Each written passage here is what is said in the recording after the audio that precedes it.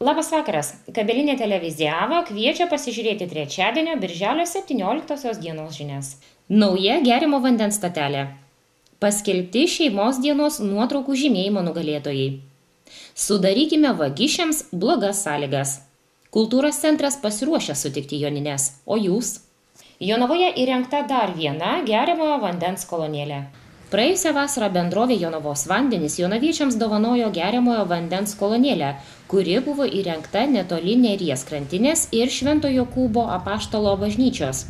Antradienį įmonė pastatė dar vieną fontanėlį, kuris įrengtas patogioje vietoje, šalia pagrindinio Varnutės tvenkinio, leidžiantis dviračių taku nuo ligoninės.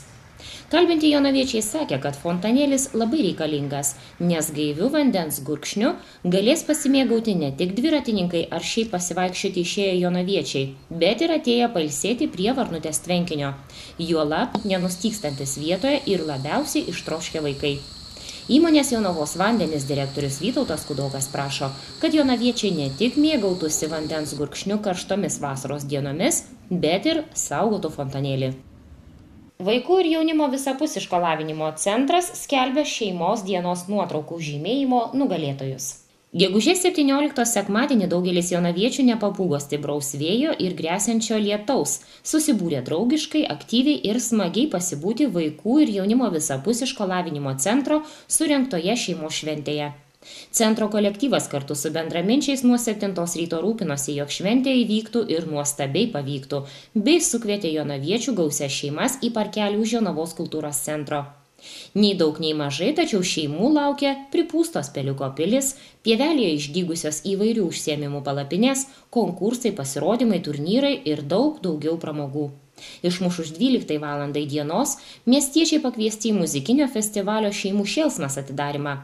Tuo pat metu besiklausant koncerto, pievelėje išdygusios palapinės, tiksliau kūrybinės dirbtuvės pakvietė mažuosius ir suaugusius pasigaminti aitvarus, pasidabinti veidą pageidaujamų piešinių, pasigaminti lėlę, pabūti meno kritikų ir sudalyvauti balsuojant piešinių konkurse Mano šeima Jonavoje. Policijos palapinėje pasižymėti brangius daiktus arba užsukti į kultūros centro foje ir stebėti proto mankštą – šaškių turnyrą. Kiek vėliau šeimų šventėje apsilankė viešojo saugumo pareigūnai kinologai su tarnybiniais šunimis. Į Haribo šokinėjimo konkursą užsiregistravo ne vien vaikų komandos. Jau vakarėjant, dideliam mažųjų džiaugsmui priartėjo paspirtukų lenktynių pradžia. Prisimenant tą sekmadienį, tai visas šeimas 3 metai iš eilės Vaikų ir jaunimo visapusiško lavinimo centras kviečiame susiburti kartu Jonavoje ir švęsti tarptautinę šeimos dieną. Šiais metais veiklų truputėlį praplėtėme, organizavome įvairius konkursus, tai vienas iš jų buvo piešinių. Jonavoje vaikus kvietėme piešti, kaip jie mato savo šeimą Jonavoje. Įvairiausių iš tikrųjų buvo vaikų gražių minčių ir piešinių. Juos šeimos dienos metu vertino dalyviai, kurie ateidavo į šventę padūkti, pašėlti.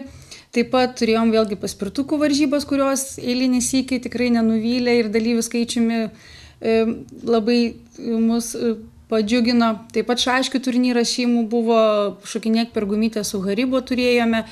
Taip pat turėjome kūrybinės dirbtuvėlės, kurių metu galėjo aitvarų šeimos gamintis, galėjo lėlytės gamintis. Naujiena šiais metais buvo muzikinis šeimų festivalis, Šeimų šėlsmas. Dalyvių skaičiumi galbūt jis nebuvo labai didžiulis, tačiau mes džiaugiamės, kad atsirado norinčių ir labai smagiai iš tikrųjų praleidome laiką. O vien tik šeimos diena neužsibaigė mūsų konkursai, tad po šeimos dienos gavę nuotraukas iš fotografės Aistės Balčienės, mes paskelbėme konkursą. Patalpintose galėjo žmonės save žymėti. Tie, kurie turi Facebooką, turbūt žino, ką tai reiškia, save arba draugus. Ir iš visų pažymėtų mes stovyklautojų pagalba išrinkome nugalėtojus.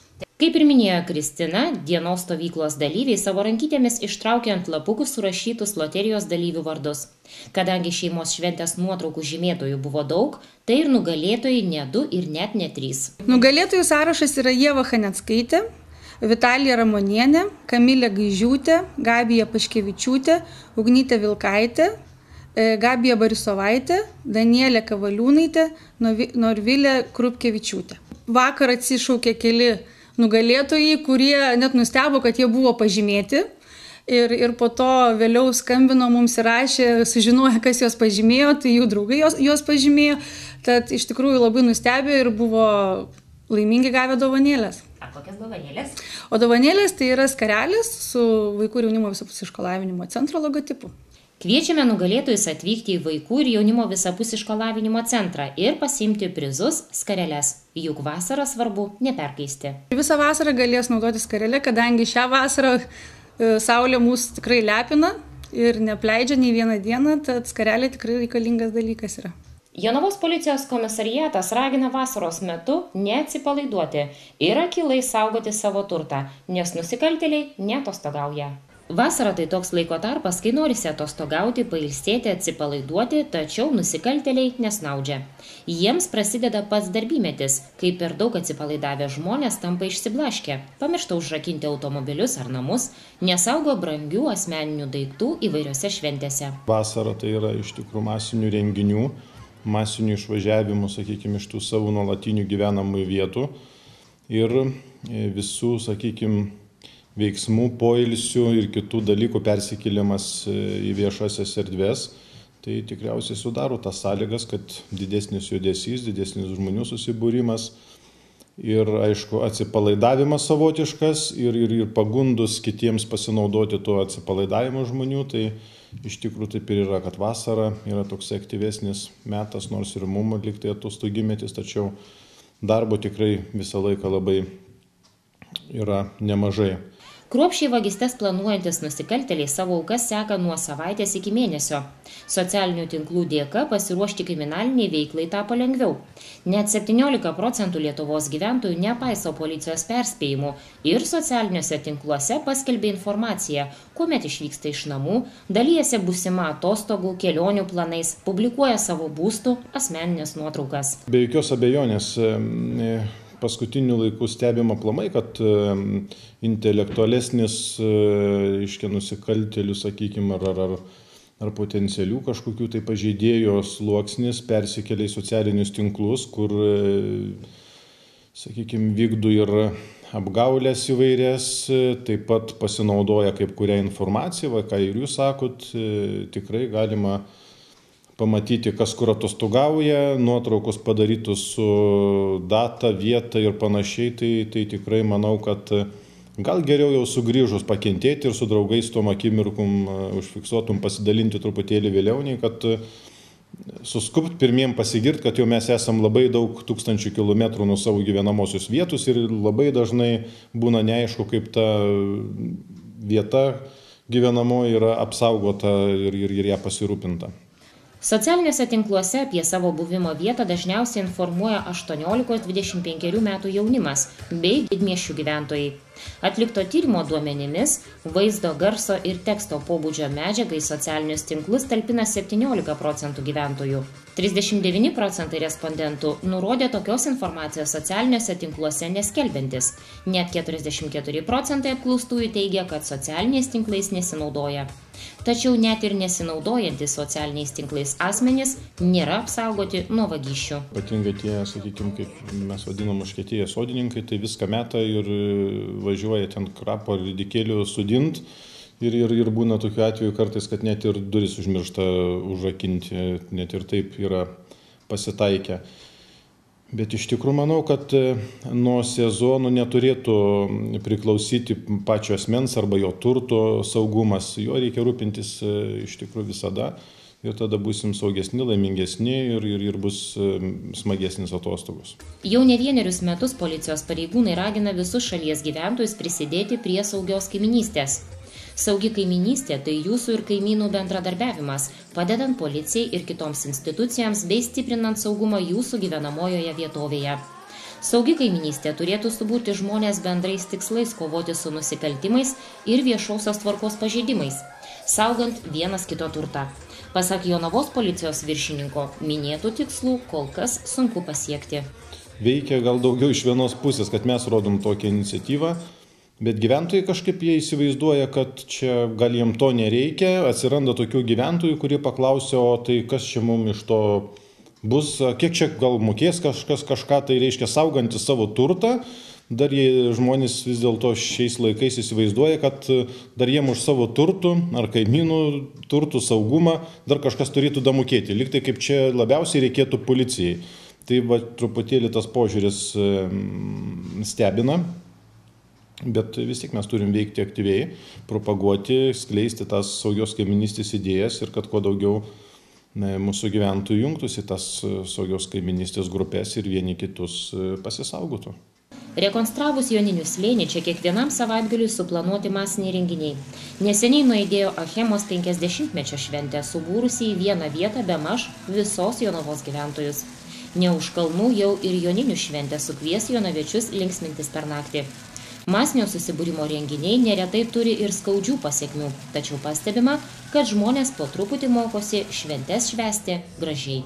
Jeigu žiūrėti pagal tai, kas jau yra įvykę, tai iš tikrųjų aš šiandien pats pagalvojau, kad 10, 9 ar 8 metų senumo renginiai, kurie tikrai būdavo liūdnesni nei dabar. Aš galvoju, kad šiek tiek nereikia būti tokiais pesimistais ir visą laiką sakyti, kad žmonės blogi, nemoka švęsti, tik tai girtokliauja ir mušasi. Tai iš tikrųjų, man atrodo, kad kultūringiau švenčia, tai vienas dalykas, o sakau, tas laikotarpis, kurį aš menu prieš 8-9 metus, kada pajėgų viešai tvarkai, eismo saugumui užtikrinti skirdavom dvigubai daugiau, ir incidentų būdavo taipogi daugiau. O dabar toks truputėlį jau atvirkštinis reiškinys. Beveik dvigubai mažiau pajėgų skiriam. Aišku, čia ir galimybė šiek tiek riboja, bet ir pati, sakykime, ta kriminogeninė saugaus eismo situacija diktuoja tokias, sakykime, sąlygas, kad galim truputėlį mažiau skirti policijos pareigūnų viešai tvarkai užtikrinti. Ir tikrai incidentų kažkaip su kiekvienais metais po truputėlį mažėja. Vasaros laikotarpį labiau mėgsta ir vairuotojai. Atviri automobilio langai, tranki muzika, didesnis greitis ir neretai šaltas alus prieš sėdant už vairo. Iš tikrųjų, kaip nebūtų gaila, bet tas sezoniškumas vasara tai yra, sakykime, eismo dalyviams išskirtinai, nors atrodo ir važiavimo sąlygos, ir matomumas, išskyrus, aišku, kada galbūt apakina saulės spinduliai, bet iš tikrųjų tai yra labai geros arba idealios sąlygos. O skaudžių įvykių dažniausiai būna daugiau.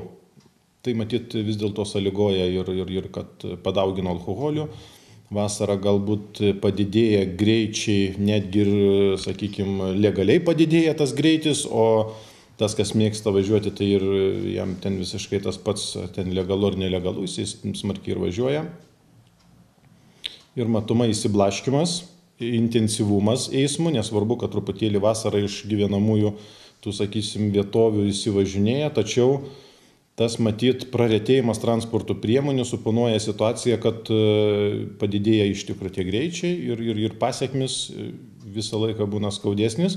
Padaugėjo motociklininkų, dviratininkų. Taip, ką jau norėjau pasakyti, kad įvairesnis pasidaro eismo dalyvių, sakykime, toksai arsenalas ir pėsčiųjų daugiau, ir važnyčiotojų, ir dviračiais važiuojančių, motociklais, mėgsta greitį. Mobilus yra, po visą Lietuvą važinėja, atvažiuoja ir, sakykime, ir svečių. Mes esame turėję čia prieš keletą metų ir skaudžią labai žūti Latvijos piliečių, taip kad tikrai vasara eismo saugumo prasme yra labai intensyvus laikotarpis ir plus dažnai būna skaudžių pasiekmių, kas ir pas mus rajone tikrai ne vienų metų nebūna, kad aplenktų kažkokią skaudinę laimę, bet visą laiką vis tikimės. Jonavos policijos komisariatas ragina vasaros metu neatsipalaiduoti ir akylai saugoti savo turtą, nes nusikaltėliai neatostogauja. Pirmieji saulės spinduliai jau ir rodo, kad atsipalaidavimas pas mus yra iš tikrųjų beribis, nerakinam automobilyje paliekam daiktus brangesnius negu patys automobiliai ir po to ateiname policija mus apvogė. Nelikė jokių pėdsakų, automobilis atrakintas, kartais net ir durys pradarytus. Jeigu jau nueisim maudytis prie vandens telkinių, tai būtinai išrikiuosim, susidėsim pakrantėje visus brangiausius daiktus, grandinėlės nusiseksim ir į vandenį. Pusę valandos pabusim, išlipom, jau trūksta kažko. Tai va toks, nežinau, neatsakingumas. atneša tokias pasekmes ir po to reikia ieškoti, kur tie daiktai dingo, o sudėtinga labai tada, kadangi tas, kuris užvaldė tos daiktus, jokio pasipriešinimo visiškai nereikėjo jam įveikti, durys atrakintus, darba daiktai ant krantų sudėti, pasiimi, susirinko ir nuėjo. Net ir žymėjimas turbūt policijos nelabai padeda. Na, žymėjimas, žinot, turi savo irgi pliusų ir minusų. Pliusas tas, kad pažymėtą daiktą, jeigu tu jį surasi, tai galima identifikuoti ir sugrąžinti kaip žmogui. Bet tas žymėjimas daiktų nesaugoja, tai jeigu kas atėjo pasižymėti ir galvoja, kad viskas policijai pasižymėjo, tai mano daiktas yra saugus. Jį saugoti reikia lygiai taip pat, kaip ir iki žymėjimo. Dažnas atsipalaidavimo palydovas – alkoholis ir sezoniškumas tam neturi jokios įtakos. Dar vienas toks pastebėjimas policijos, kad dažnas nukentėjusysis, čia jau ar vasara, ar ne vasara, bet būna neblaivus. Prie savo įsiblaškymo, neatsakingumo dar ir prisideda neblaivumas. Ir dažniausiai tai pasiekmė, kad kažkaip tai nukenčia. Ar turtas jo, ar jisai pats nukenčia ir panašiai.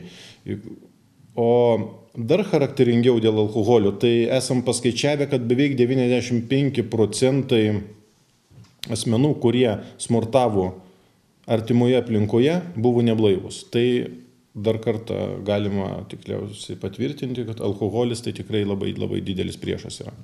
Pasinaudokime gerais patarimais ir stenkime sudaryti kuo blogesnės sąlygas nusikaltėliams, ketinantiems jums pakenkti.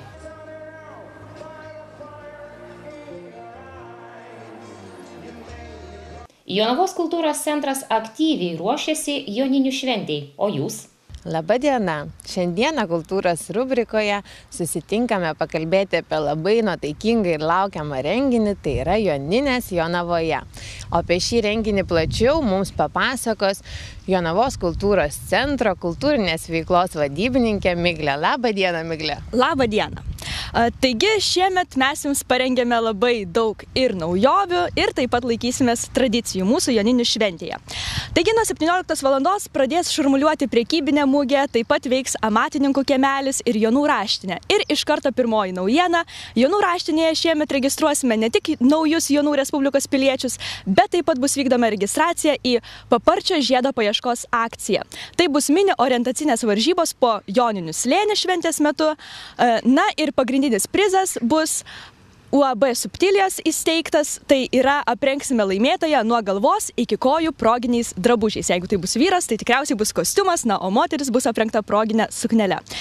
Toliau nuo 18 valandos pradėsime šventę Paparčiomobilių karavanų. Tai taip pat dar viena naujovė. Na ir šiemet visi jonaviečiai yra kviečiami patys dalyvauti Paparčiomobilių karavane. Tai yra, jūs galite puošti bet kurią transporto ar netgi netransporto priemonę įvairiais žalumynais ir kitais vasaros atributais. Tai gali būti ir tiesiog vaikiškas vežimėlis, ir dviratis, ir jūsų automobilis. Ir galite dalyvauti Paparčiomobilių karavane. Na, o kas yra netokie drąsūs ir aktyvūs, gali tiesiog atvykti, apžiūrėti ir rinkti patį labiausiai jums patikusi Paparčiomobilį. Na, o Paparčiomobilių karavaną palydės Jonavos pavasario choras, visai neseniai sugrįžęs iš chorų karų. Miglė, aš norėčiau paklausti, kurioj vietoj rikiuosis tas karavanas ir kur link jie judės, ar kur bus galima juos rasti? Na, karavanas važinės po visą miestą Joninių šventės metu, o paskui galiausiai atvyks į Joninių slėnį ir bus tikrai visiems puikiai matomoje vietoje. Tai yra ant kalnelio šalia tvenkinio. Manau, kad tikrai visi pamatys ir susidomėję galės prieiti ir pasižiūrėti. Toliau nuo 19 valandos startuos mūsų trečiasis respublikinis sūrininkų čempionatas Šventas Jonas pieno ponas. O nuo 20 valandos jau prasidės didysis Joninių koncertas su grupe Rolikai, taip pat šokių grupe Funny Beat, na ir didysis šventės vinis, tai yra grupė Antis. Nuo 21 valandos iki 23 valandos dar viena naujiena mūsų miestiečiams ir miesto svečiams, tai yra senosios Rasos šventės tradicijos ir apeigos. Kam bus per didelis mūsų šventės šurmulys, galės nueiti prie tvenkinio ir ten vyks tradicinės apeigos. Na, o nuo 23 valandos 15 minučių tradiciškai sutiksime Jonų Respublikos prezidentą Joną Sirvydį, nes tikriausiai labai svarbu Jonų Respublikai bent vieną kartą per metus susitikti su prezidentu. Na ir toliau tradiciška mūsų vasarvidžio misterija. Vakarą užbaigs fejerverkai ir naktišokiai su didžėjumi. Gerai, ačiū labai, Migle. Dar norėčiau paklausti, matau čia tokią Jontrepsio akciją. Ar galite ką nors plačiau apie ją papasakoti? Tai yra dar viena naujiena mūsų miestiečiams, kuri tikimės, kad taps tradicija. Tai vienu metu visus miesto svečius ir pačius jonaviečius kviesime sutrypti malūnėlį. Ir šią visą akciją pavadiname Jontrepsio akcija. Na, o kad visi gerai tikrai išmoktų, tai akciją kartosime kelis kartus, kol visi išmoks. Gerai, dėkoju. Taigi, mėly jonaviečiai, Joninės artėja ir labai visų laukiame birželio 23 dieną Joninių slėnyje ir iki malonių susitikimų. Sinoptikai praneša, jog ketvirtadienio orai bus šilti, tačiau galima perkūnija. Orų prognozę remia Lateko lizingas. Lateko lizingas ir Kreditko pristato naujieną. Herkus išankstinio mokėjimo Mastercard kortelę. Suteikiamas kreditas iki 10 000 eurų. Lankstus grąžinimo grafikas. Palūkanos tik nuo panaudotos sumos. Kortelė išduodama nemokamai. Daugiau informacijos Lateko LT arba Kreditko LT. Prieš priimant sprendimą būtina įvertinti savo finansinės galimybės. Ketvirtadienį Lietuvą pasieks Atlanto ciklono pakraštys. Naktį vakarinėme šalies pakraštyje dieną daug kur numatomi trumpi lietūs, vietomis griaudės perkūnija. Naktį pūs silpnas nepastovios krypties vėjas. Dieną vėjas pasisuks iš pietų pietvakarių, bus vidutinio stiprumo. Temperatūra naktį nukris iki 5–10, dieną pakils iki 17–21 laipsnio. Šiandien tiek, dėkoju už dėmesį, pasimatysime rytoj įprastų laikų 20 val. Viso geriausio.